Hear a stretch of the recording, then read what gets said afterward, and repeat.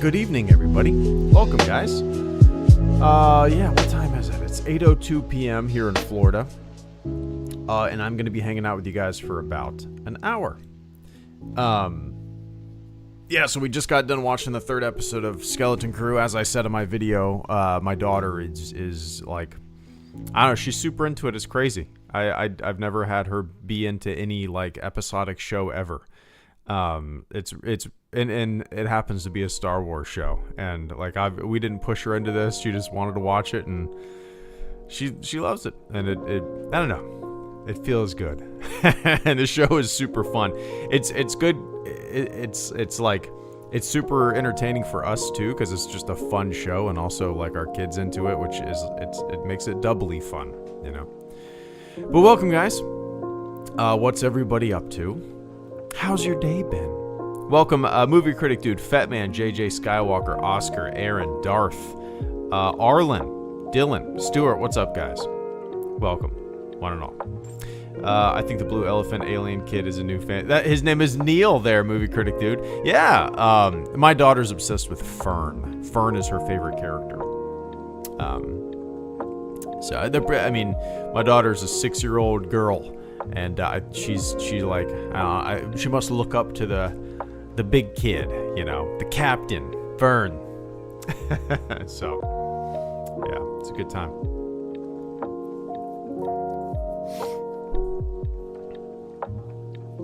Let me take a quick sip. I am super thirsty.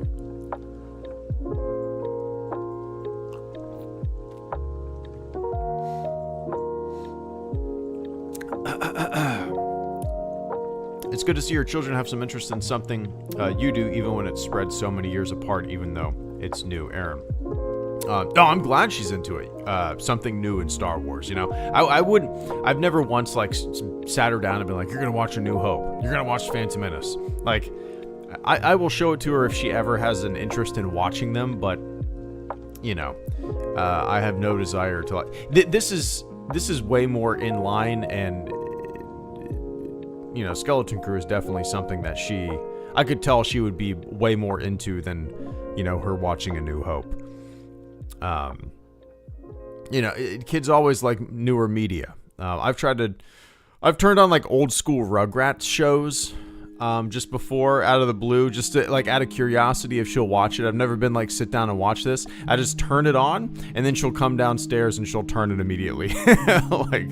So yeah, it's cool to see her invest time and interest in, you know, a modern Star Wars show for a new generation. It's pretty awesome. Yeah. Fits that sphere of for both kids and adults. Real return to form for family entertainment. That's a real good way to put it, Elbrix. Yeah, it's fun for everyone. And it's got a lot of mystery. That's what I love about it. Every episode is revealing more about this mystery that, you know, of Ad and the planet that they're from. And every character is not, one-dimensional. Crimson Jack. It's just, yeah, that whole character, Jude Law's character, is very fun. It's a fun mystery. There's so many fun mysteries that, you know, kids watching the show can follow and get revealed, and it's great. I really dig it. What's up, Stuart? Stuart says, finally gotten around to playing Indiana the Great Circle. I tried to launch it last night, so I was super excited, and then I turned the graphics all the way up and, like, you know, the correct resolution, and I have a very beefy PC, so, like, you know, I maxed everything out. But no matter what I did, the game still looked like shit. Like, I could turn the graphics all the way low or all the way high or all the way ultra, and everything still looked like low. It was interesting. Like, the resolution didn't look good. Everything looked like faded and washed out, and the textures didn't seem that great. And like, there was no difference between low and ultra. It was strange. It does. I kind of was like, maybe this is a PC bug. Maybe they have to work out some kinks or something like that. I can't imagine this is a bad looking game. It looked bad. So, I mean, does anybody else has anybody else attempted to play it on the PC and ran into that issue? It made me not want to try. I tried it again this morning and it was the same thing. So, I don't know.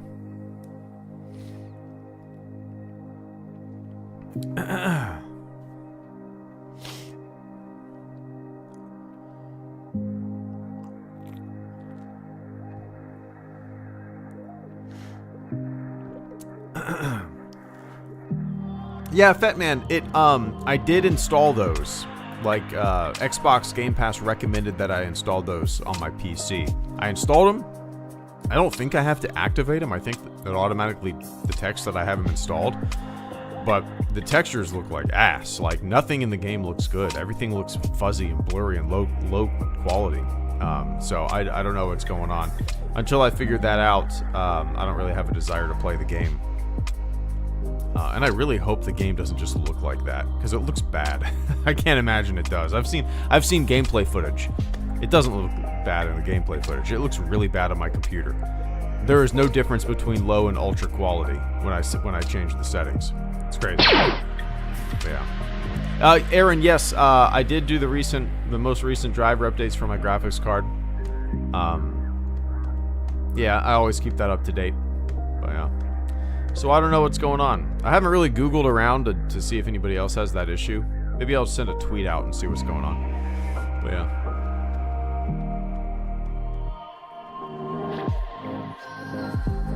I was excited to play it last night too. Like I was like, I'm gonna stay up till 1 in the morning.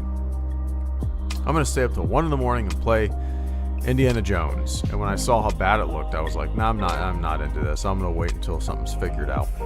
So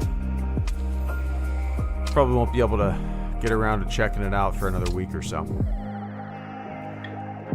Oscar Rodriguez, thank you so much for the super chat and channel support. Oscar Rodriguez says, I once showed the original theatrical versions of the original trilogy to my young nephews. They did not like it, especially New Hope and The Empire Strikes Back.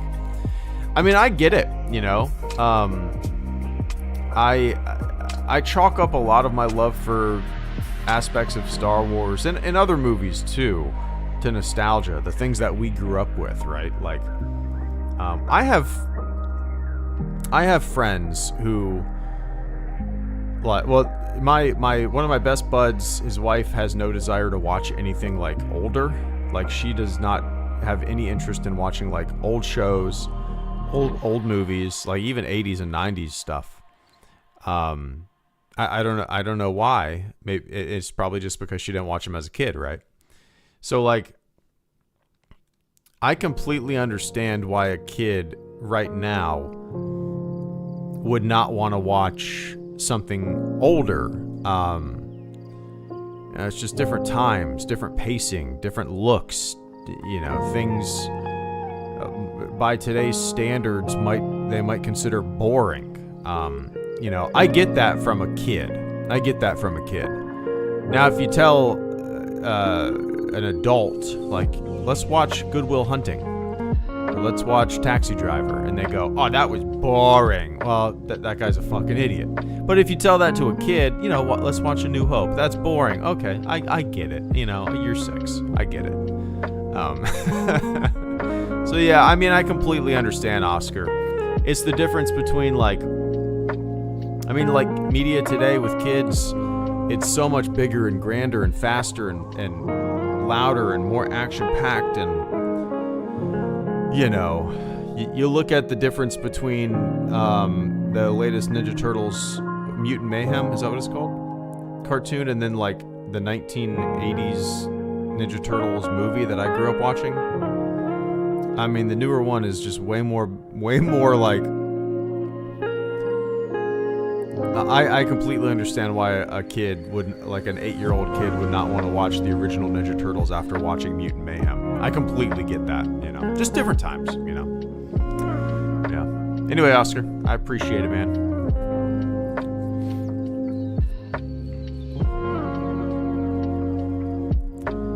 There's the old standard Aaron says there's the old standard to do a restart on your computer and uninstall and reinstall the game. Yeah, I guess I could. I don't know if I restarted my computer, but that's such like a simple like duh kind of thing, to the point where I really have to do that? I really have to restart my computer?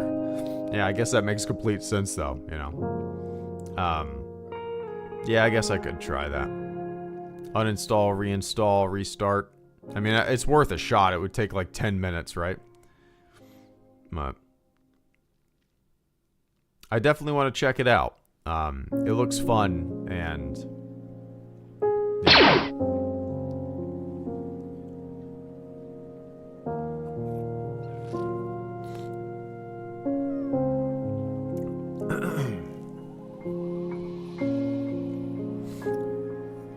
Oscar, thank you so much once again for the generous super chats this evening, man. Oscar says, I found it refreshing, actually. To me, it dispelled the romanticization. Did I say that correctly? Romanticization of old Star Wars. Why am I having such a difficult time saying that? I'll always love it, but even for me, the pacing puts me off now.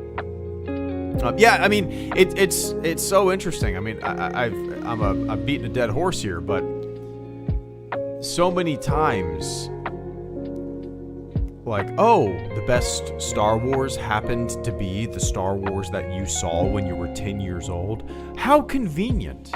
What a coincidence, right?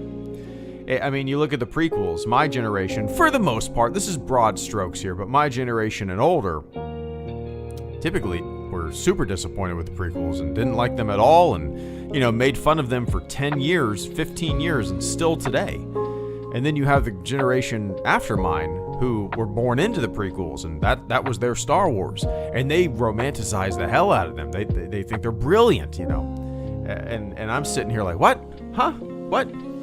So the romanticization, it works even for newer generations. And I mean, like, you try to get my 6-year-old to watch Attack of the Clones or Phantom Menace. She would be bored out of her goddamn mind, right? Compared to Skeleton Crew or something like that, you know? So, like, we romanticize the original trilogy. The prequel generation romanticizes the prequels. Will this current generation growing up, when they have a voice on the internet, will they romanticize the sequel, you know? And then whatever comes after the sequels in the next generation, after whatever the hell generation this is called, will this generation poo-poo what comes after the sequels? Is it going to be a never-ending, like, that's not my Star Wars, you're killing the brand, what once was? You know what I mean? Are the people, like, shitting all over, like, Lucasfilm right now? Are they going to be... like yelled at by newer generations in the future? Who knows, man? Who knows? But it's very interesting. But yeah, it's an interesting thought, Oscar, for sure. Yeah. I'm just so glad, like, I can experience a new piece of Star Wars sitting on the couch with my wife and daughter. And we're experiencing this together. It's not like we're sitting down to watch a movie that I've seen a billion times. Let's watch A New Hope tonight. You know what I mean? No, we're sitting down to watch something new, and we're all enjoying it. And there's mystery, and it's thrilling, and it's charming, and it's fun and funny. Yeah.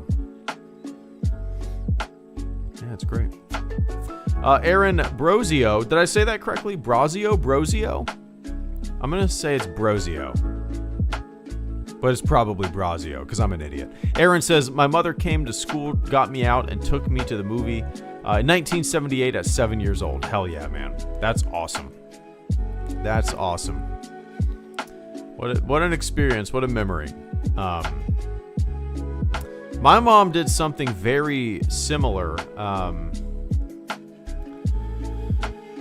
for... What year was it? 96. In 1996. So I was 10 years old.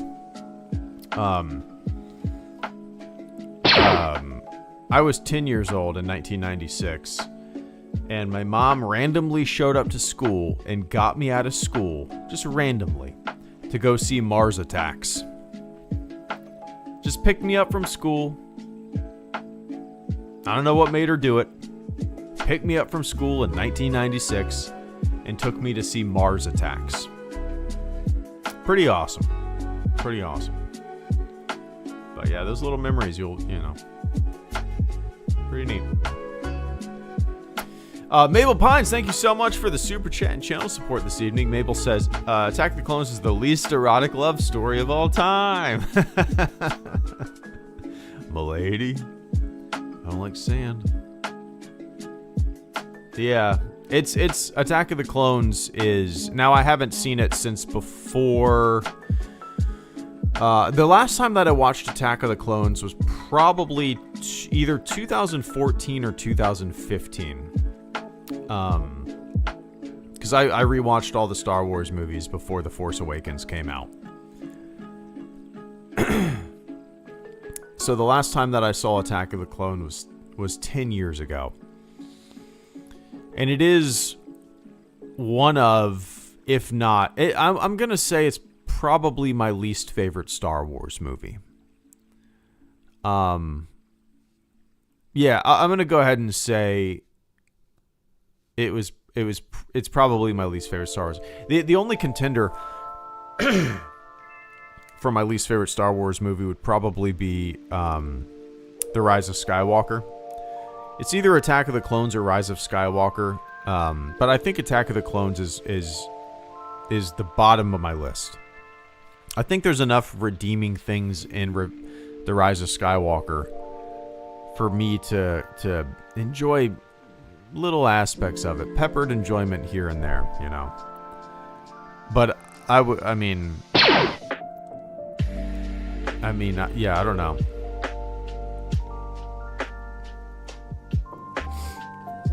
I mean, for Rise of Skywalker, I do enjoy the relationship between Rey and Ben, Rey and Kylo. That's really about it, though, honestly.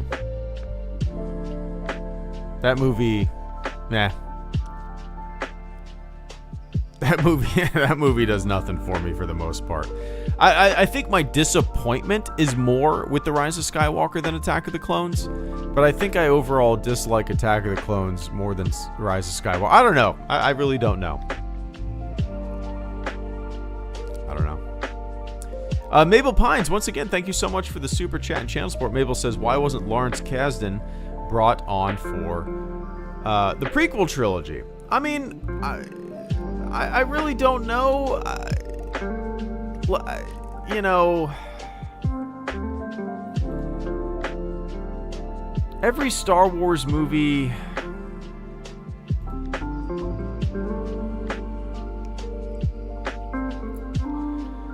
I don't know.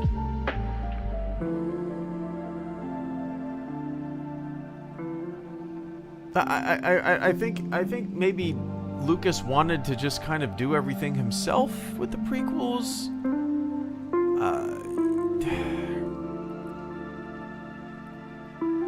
I don't think Lawrence Kasdan, I mean, he's a great writer. Obviously, you know, his work with Star Wars, Empire, with screenplays. I mean, obviously he has a great track record, and he's so well known for his work in Star Wars. But yeah, I don't know. I think the prequels were more or less a project for George Lucas.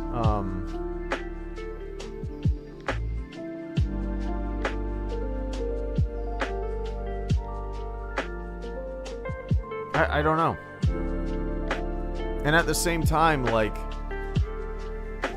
I don't want every piece of Star Wars to be written by one dude, or I love the idea of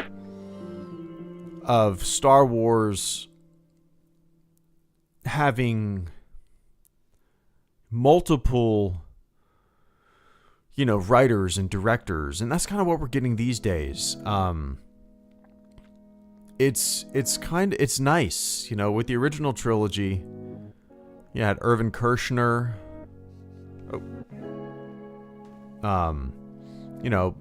Different directors for all three films. Different writers you peppered in. With the prequels, it was just kind of one dude. The dude. The sequels, obviously, we had Rian Johnson and J.J. Abrams and some other writers as well. Lawrence Kasdan was attached to Solo and The Force Awakens. But I do like how the franchise is branching out to different creators, different visionaries, different writers, and getting a different, a different spin, a different tastes,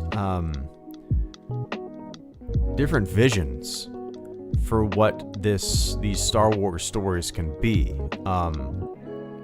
To me, that's way more interesting than just having Dave Filoni spearhead every single thing. That's boring as hell to me. For one, I don't like most of his projects. I have not liked. I'm like his storytelling, his the constant need to revisit things that we already know and characters that we already know. It's gotten so dull and boring and kind of mulching over the same stuff over and over again. That's why Andor, that's why Skeleton Crew now appeals to me so much.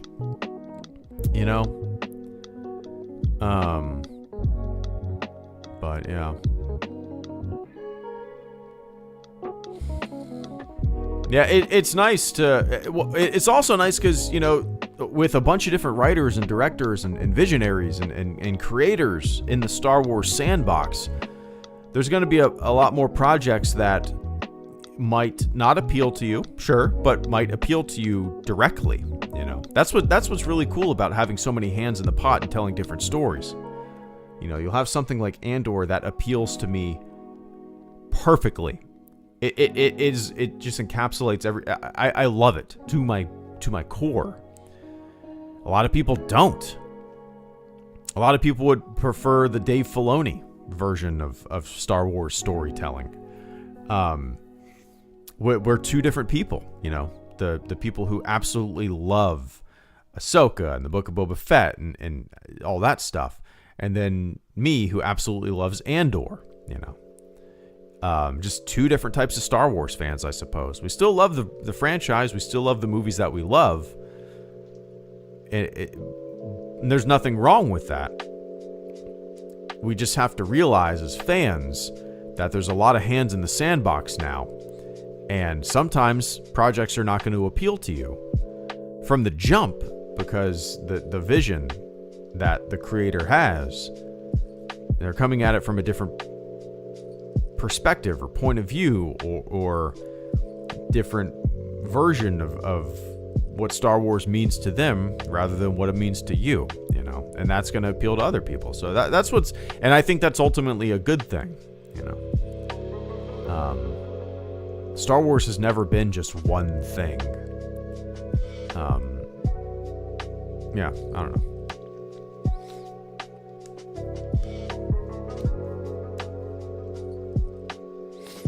Anyway, I appreciate that there. Thank you so much for that super chat this evening there, Mabel.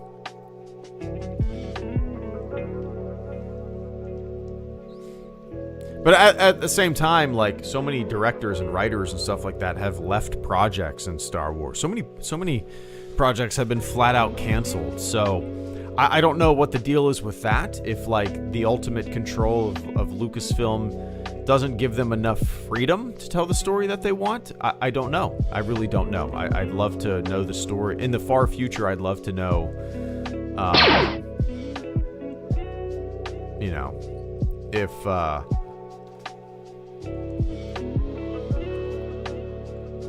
I'd love to know kind of some of the behind the scenes.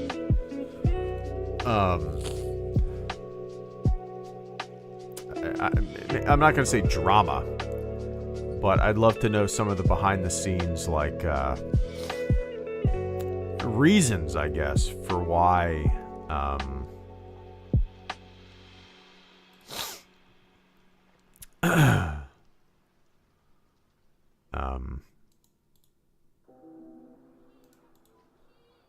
So many projects have been scrapped.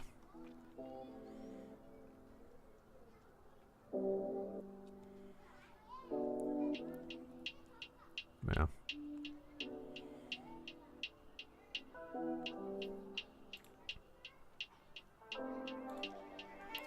Oh man, I'm looking at the Skeleton Crew IMDb, and I did not realize that Nick Frost is the voice of SM-33.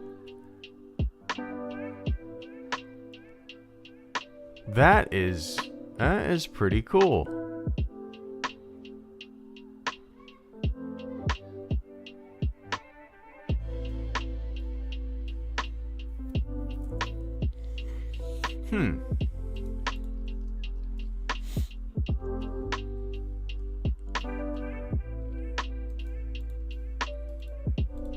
Let me look at the IMDb and see who else, if there's any other. That's kind of cool. I didn't realize that. Nick Frost is in Star Wars.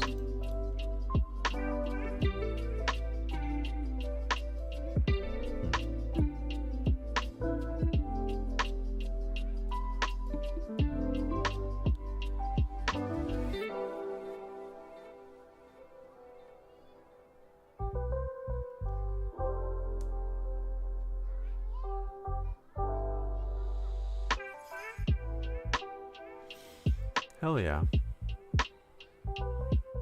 Alright. Oscar Rodriguez, thank you so much once again for the super chat and channel support. How much of Filoni's influence will seep into Skeleton Crew?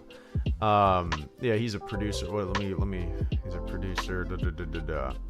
So, I mean, it's difficult to say, but I would like to think that the writers and directors have a direct creative control of this project. There's so many with so many of these projects, Star Wars and even like Marvel and these giant franchise shows and movies. There are so many producers. I'm looking at the series, the producers on Skeleton Crew. There's 1, 2, 3, 4, 5, 6, 7, 8, 9, 10, 11, 12, 13, 14, 15, 16. There's 16 producers, executive producers, associate producers, co-executive producers, co-producers. That's how so many of these shows and franchises are.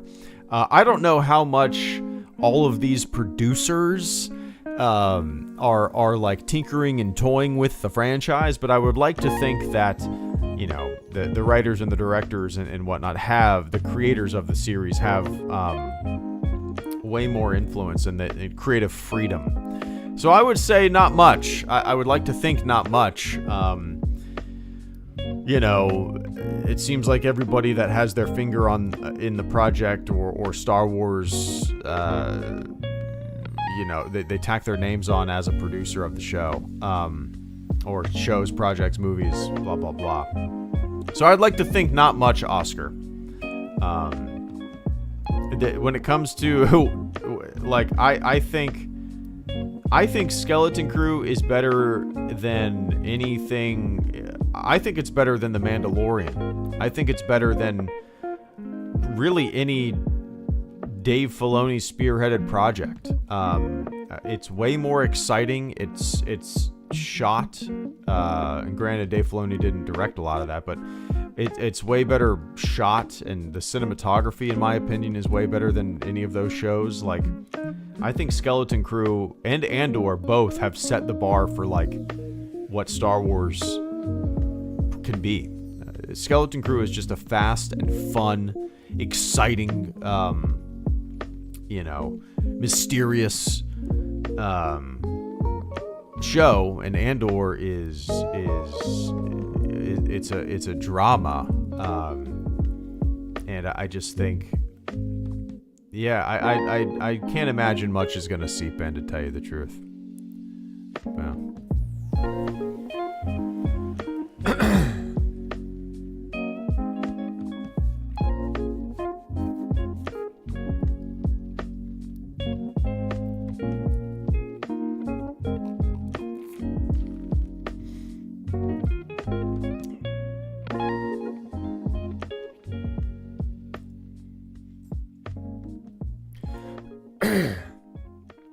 Oh, is that true? I didn't even think of that. SME. SM33. SME.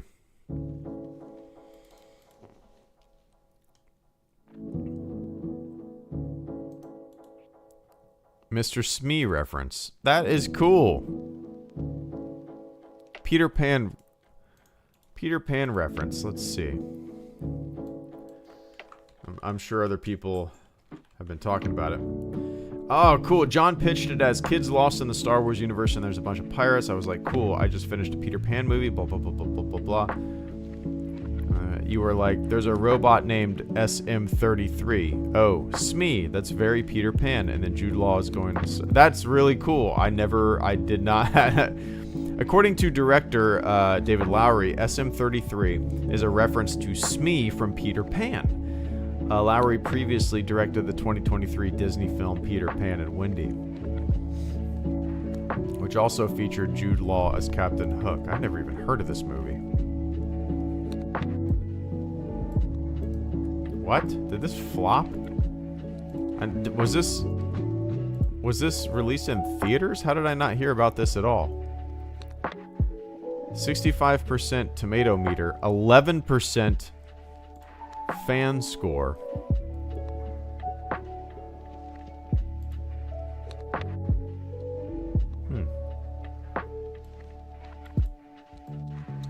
Interesting. Cool reference, for sure.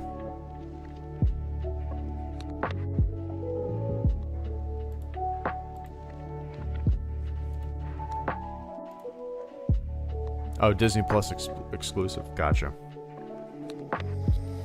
I only know by the Disney version animated. LOL. And Hook. I watched Hook a lot as a kid. Hook.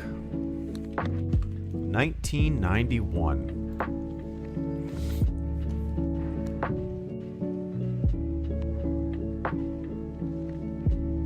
Who played Mr. Smee? Bob Hoskins. Ah, okay. I've always been blown away. Like, Hook. Dustin Hoffman plays Captain Hook in Hook. And, for whatever reason, I think Dustin Hoffman in Hook is one of, one of the best transformations from an actor to a character. Like, I don't know why, but I never think of Dustin Hoffman when I think of Hook in Hook. Does that make sense?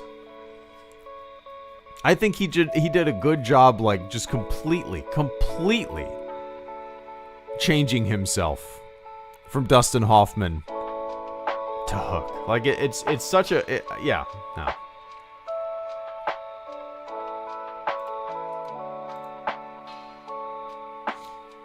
Yeah.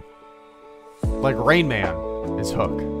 And they're only 3 years apart. It's just crazy.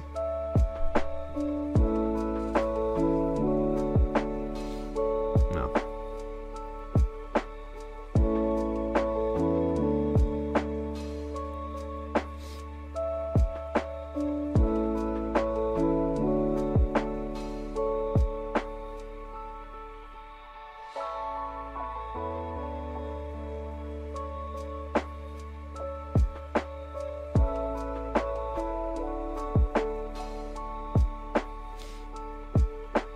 I also like Hook because Robin Williams, movie critic dude. Oh yeah, of course. Yeah, Robin Williams was great, man. I actually watched Good Will Hunting 2 times in 1 week, maybe a month ago.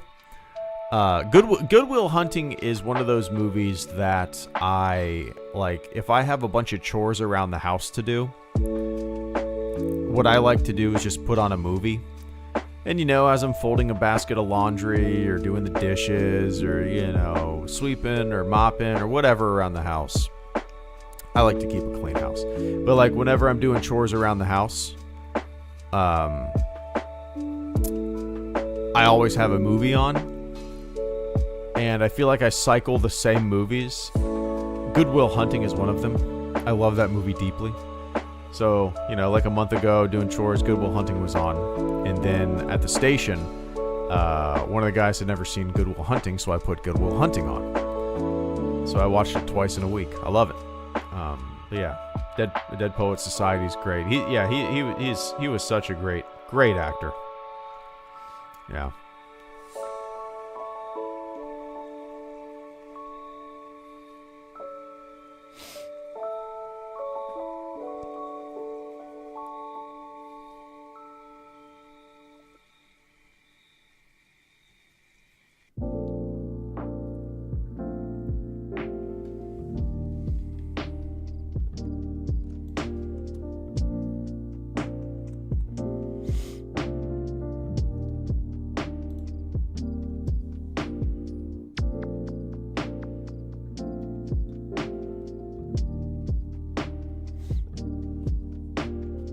Good Morning Vietnam. So good, man. So good.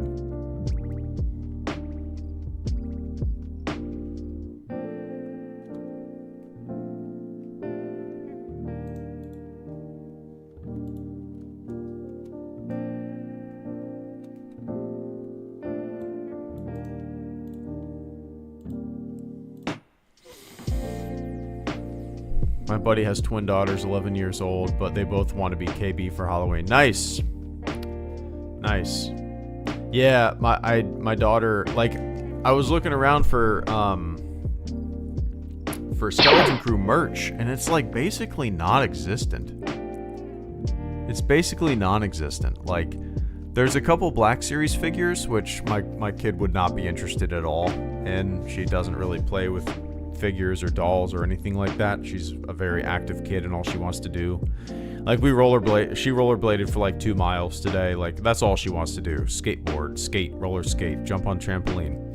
Like, she'll play with Barbies for like 20 minutes at bedtime, and that's it.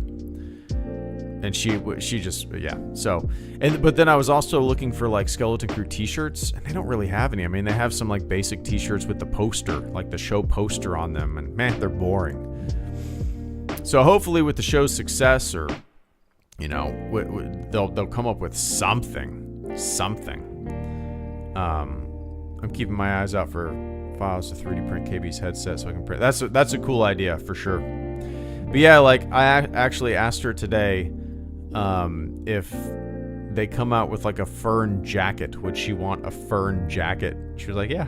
So, maybe if they ever come out with a fern jacket, I'll buy it for her. You know, there's a Lego set. Yeah, you know, my kid is very specific in what she likes. She does not have any interest in doing Lego stuff. She just would not sit down and sit still and follow the directions. I'm telling you, man, she is the most, like, off the wall, like, she's in gymnastics, which is great for her, but she is made to be outside and rolling in the dirt, and you know, we're getting her a skateboard for Christmas, and, like, I bet she's gonna learn how to ollie in the first day. Like, you know, it's cool to see. She, like I said in my video today, she is the complete opposite of a couch potato. Has no desire to play video games. Like, rarely ever wants to watch movies unless we go to the movie theater and she can basically pig out on candy. Doesn't really watch shows unless it's Skeleton Crew, which is why I'm so surprised that she's so into it. Like, after dinner, we sit down and watch Skeleton Crew, and she's like, she is hooked. She's super into it. Yeah, it's cool.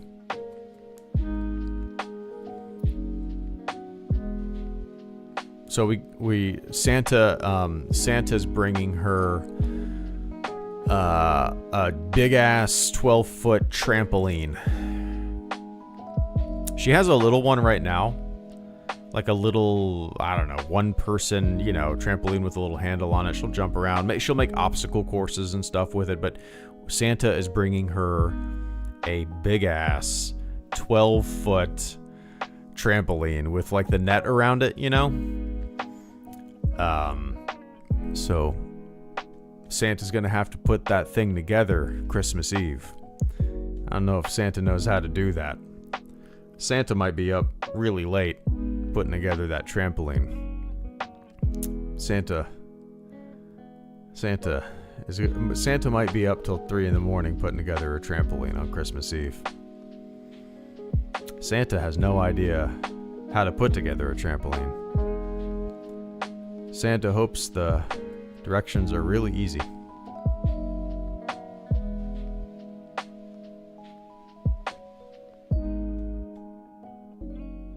We'll see.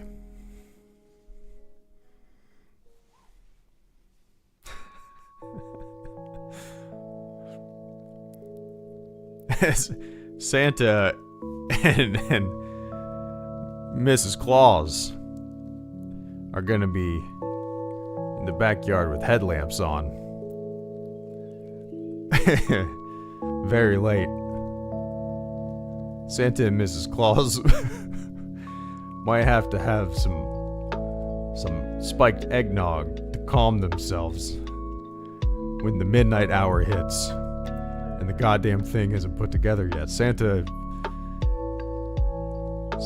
might just have to come inside and sit down with a glass of whiskey for a couple minutes and then go back out there and turn some Allen wrenches.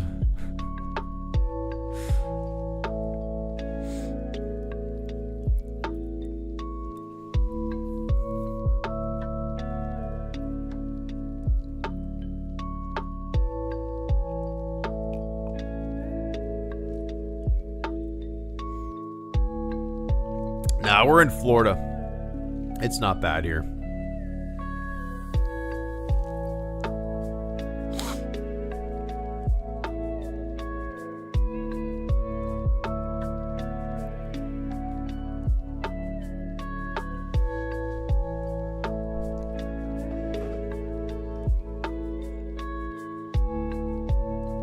But I talked to I took our daughter to a birthday party recently, and I was talking to one of the other parents, and they got their kid a trampoline recently, like basically the same exact one.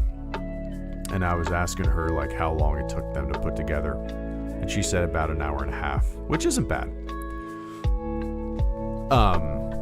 So hopefully it won't be that bad. I'm really looking forward to it though. Christmas morning, Christmas Day. I know our kid is going to want to be outside all day in the backyard on the trampoline. So we got her, or Santa's bringing her that. And then we're getting her one of those, I don't know if you ever heard of it. It's called an air track. It's like a big inflatable gymnastics mat. And I think it's 10 feet long by like 4 feet wide, and they have them at like all gymnasiums and stuff, and so she'll have a ball with that, trampoline and the air track, and then we're getting like some yard games and stuff. So basically we're planning on our entire Christmas day being spent in the backyard, which will be cool, hang out all day with some beers and jumping on the trampoline, and be a good time. Go on some walks with a skateboard, and it'll be a good time.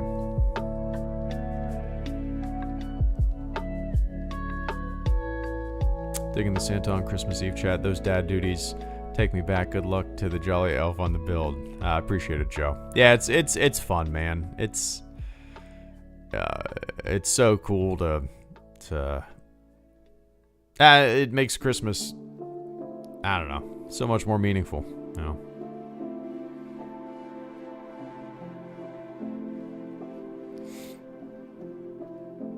Last year, Last year she got like a big Barbie dream house, which she still plays with from time to time. Like I said, she usually plays with her Barbies like the last 20 minutes of the day before bed. You know, change into PJs, go in your bedroom with us. Me and my wife alternate doing bedtime, so like right now my wife's in there, probably reading her a book right now before she passes out. But, you know, once we get in there, she'll play Barbies for a little bit, and then she might color a little bit, and we read a book, and so. But yeah, last year Barbie Dream House, and then, golly, I don't even remember. We always go overboard. I think all parents do. But yeah, it's fun. This year we're trying to be a lot more strategic with what we get, rather than just getting stuff. Our daughter is a very hard kid to buy for, because like I said, she doesn't really play with dolls or things like that. So we're really focusing on more,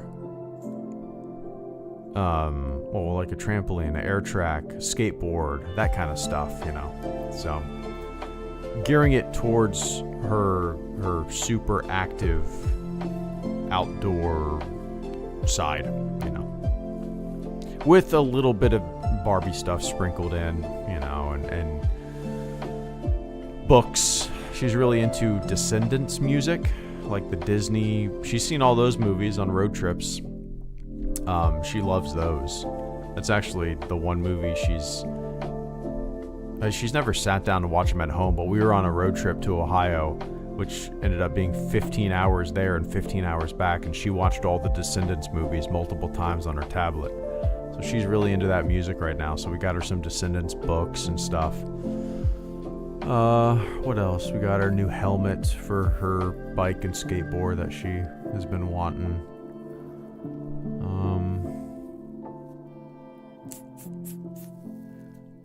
She wanted a jewelry box for her jewelry. Has a unicorn on it. You twist it and it plays music and the unicorn spins. I'm having a hard time remembering what all we got so far. Yeah. Anyway.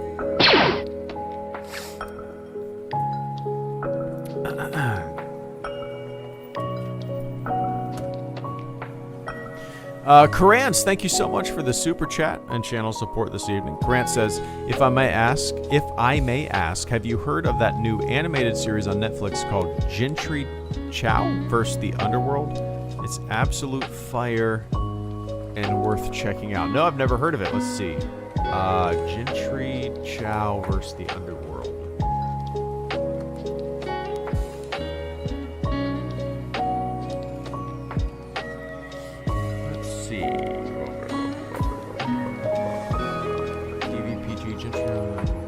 Chinese-American teen living in a small Texas town finds out a demon king is hunting for her supernatural power she's been working her whole life to repress. Okay.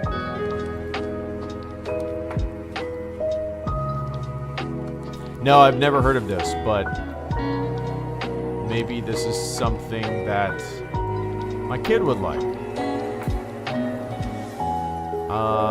It's TV PG, so yeah. My kid is a very mature 6-year-old. She hears a lot of language. she watches things that we probably shouldn't have let her watch when she was so young. I don't know. I'm assuming. I mean, she's not scared of anything. Like nothing freaks her out. Like all of her friends, and even like they're scared of things. Like she is not scared of anything. So maybe tomorrow. Well, I'm not going to be home tomorrow. I got to work. But maybe Saturday.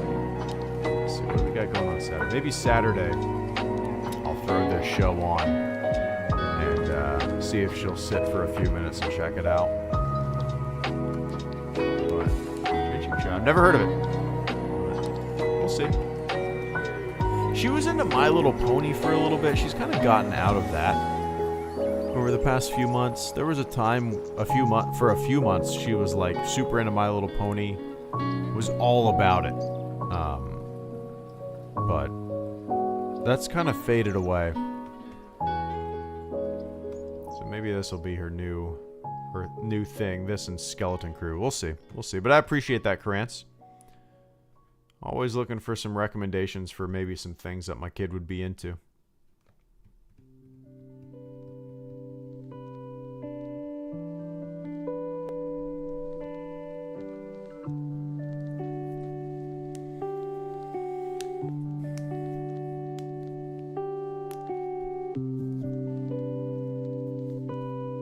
Now, I've never seen Totally Spies.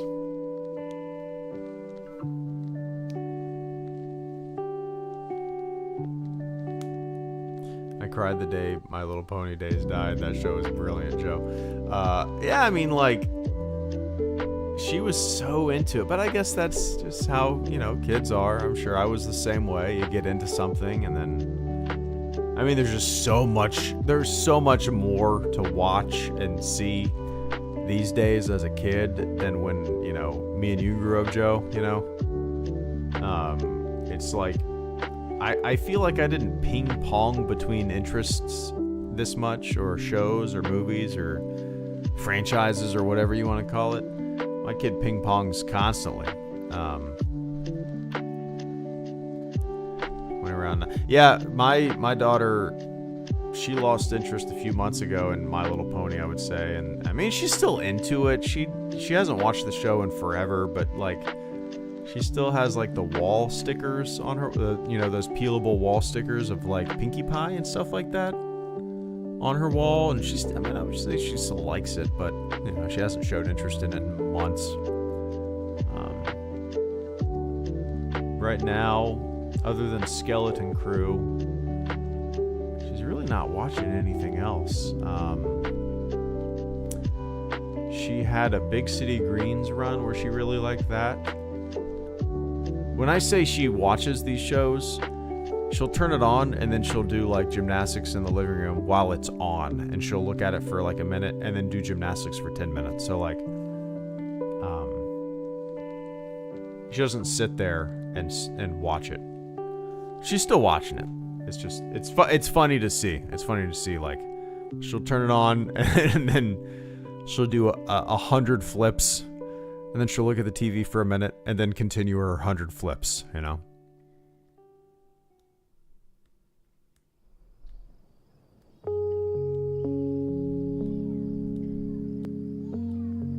Yeah, I knew what you meant, Movie Critic Dude.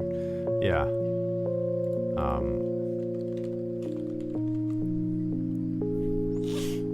I'm sure she would like that too. That's why, you know, never know. Never know what she'll be into next.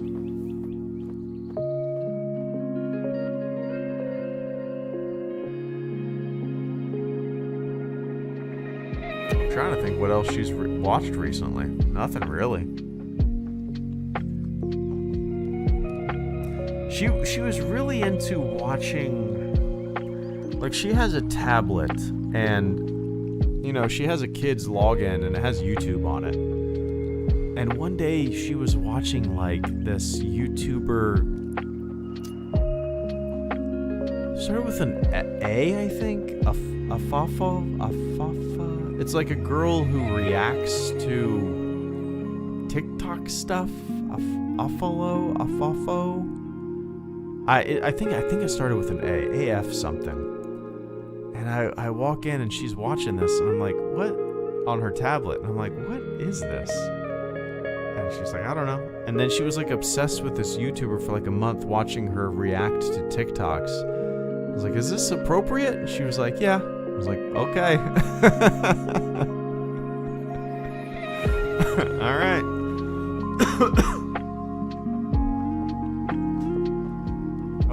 What is that YouTuber?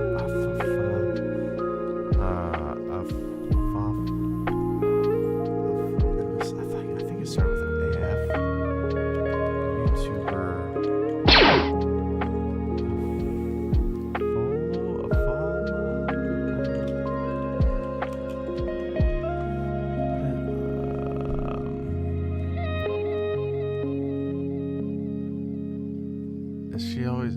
She says like satisfying Afafi. Yeah, that's what it is. Afafi.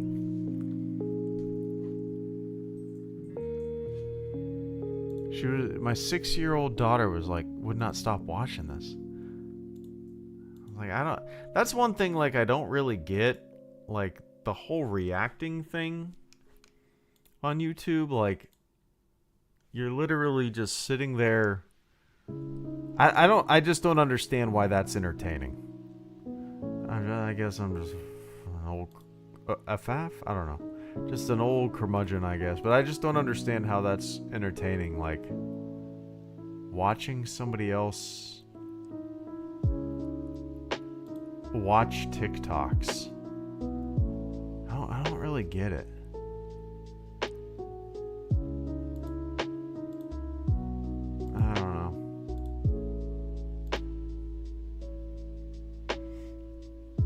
It's like that guy. There's a guy on Instagram, or I guess he's everywhere. It's there'll be TikToks or whatever playing, and then it'll cut to him, and he'll make a silly face, reacting to the TikToks. And he doesn't say anything. He just reacts to the TikToks, and if the TikTok is a video of a construction site, he'll put a vest on and a hard hat, and he'll look off to the side with a dumb face, and then the TikTok will play, and somebody will fall, and then he'll make a ouch face, and then that's the content. And it's so popular, and I don't get it. I just don't fucking get it. I don't know. I'm not supposed to get it though. Past my time.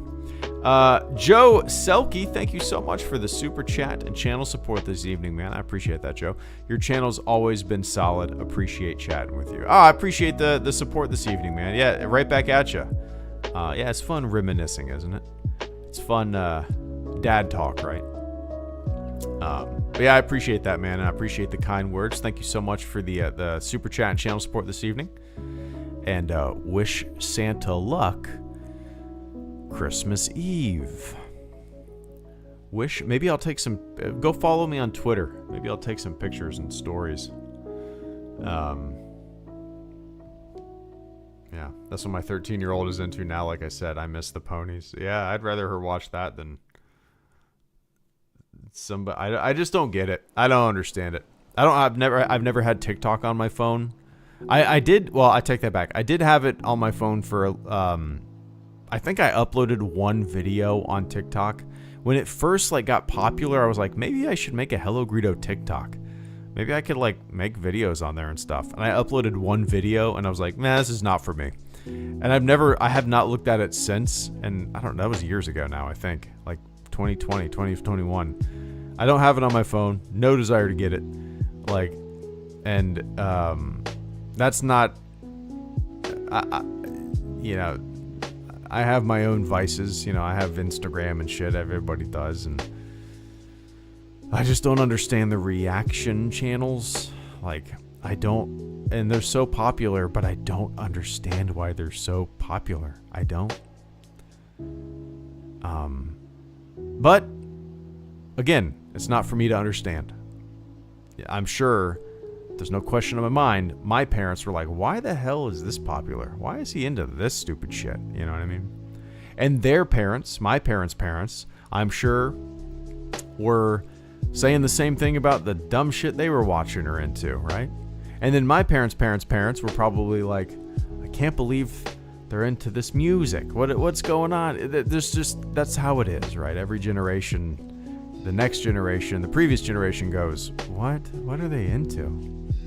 That's why it drives me crazy when people talk shit about the younger generations, making fun of the words they use and the slang and what they're into or what they're dressing, how they're dressing and stuff. And I'm sitting back hey, dipshit, we used to wear Jinkos, and you're making fun of what they're wearing now? Shut the fuck up. We used to wear pants that you could fit 6 legs inside of, and you're making fun of this generation's clothes? Shut up.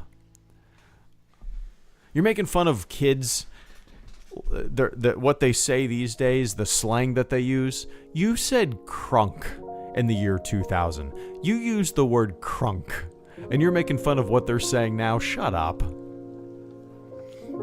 You know?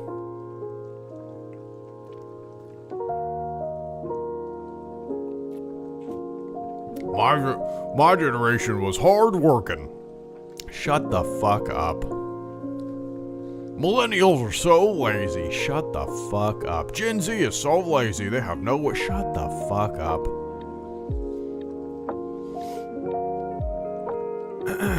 Anyway, that's a tangent for another day. But, alright guys, we went over an hour. I appreciate everybody hanging out with me this evening. So, yeah, I don't know when the next time that I see you will be. What is today? Thursday. I have to work tomorrow. I'm off Saturday, Sunday. I work Monday. I'm off Tuesday. Oh, no. So, I work tomorrow. I'm off Saturday, Sunday. Then I work Monday. I work Tuesday. I work half a day Wednesday. So, I will not be home for 48... I will not be home for 52 hours from Monday to Wednesday. Thursday, Friday. So yeah, I might do a stream next Thursday, 1 week from today, but we'll see. Yeah, next week is busy. But anyway, guys, thanks for hanging out. Thanks for the super chats this evening. Thanks for the fun chat as always. But all right, guys, be safe out there. Have a fantastic morning, afternoon, evening, wherever you are on planet Earth. And I will catch you all on the flip side. See ya.